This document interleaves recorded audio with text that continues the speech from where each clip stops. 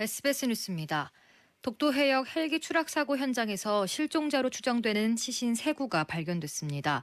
해군과 해경은 오늘 오전 9시 20분쯤부터 헬기 동체 밖에서 2구, 동체 안에서 1구의 시신을 각각 발견했다고 전했습니다.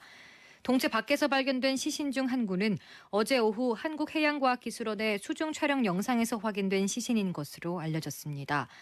동체 바깥 해저에 누운 상태로 발견된 시신 2구는 모두 남성으로 추정되는데 서로 30m 정도 떨어진 상태인 것으로 전해졌습니다. 이들 시신 3구의 신원은 아직 확인하지 못한 상태입니다. 해경은 나머지 실종자들을 찾는 데 주력할 계획입니다.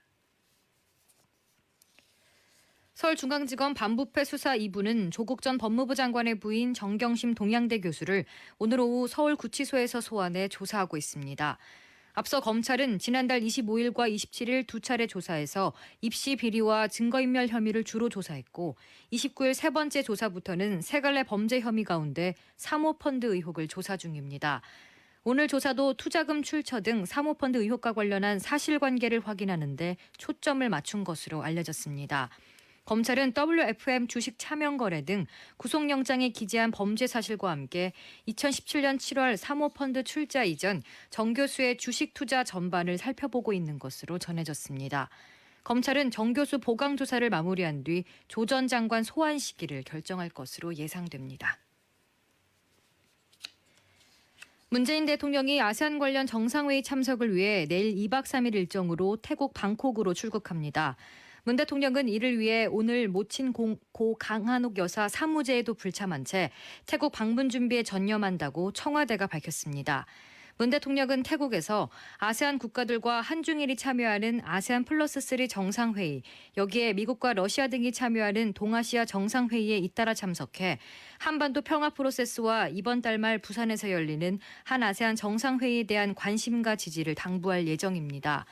이번 회의에는 아베 일본 총리도 참석하지만 이 기간 별도의 한일 정상회담은 열리지 않을 거라고 청와대는 밝혔습니다.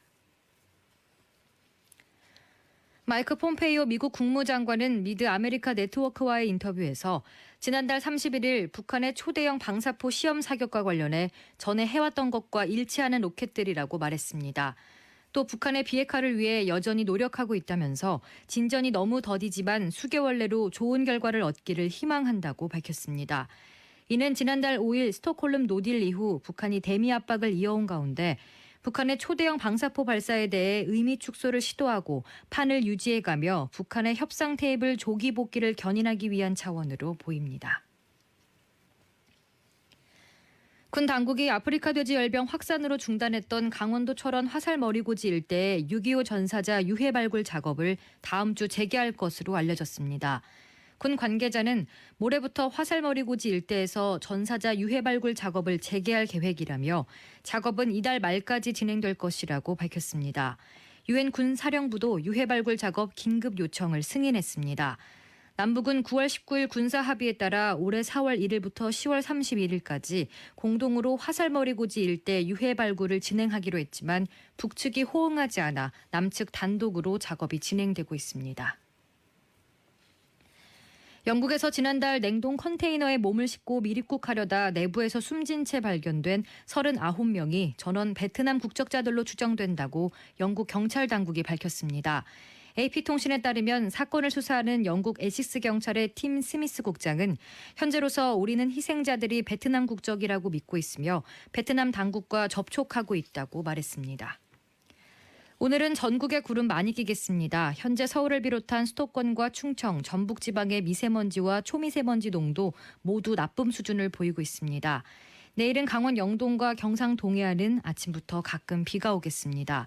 강원 영서와 경북 내륙 지방에는 오후부터 비가 오는 곳이 있겠고 그 밖에 중부 지방에도 빗방울이 떨어지는 곳이 있겠습니다. 내일 광주와 전북 지역을 제외한 전국의 미세먼지 농도는 보통 수준을 보이겠습니다. 주시은입니다. 뉴스를 마칩니다.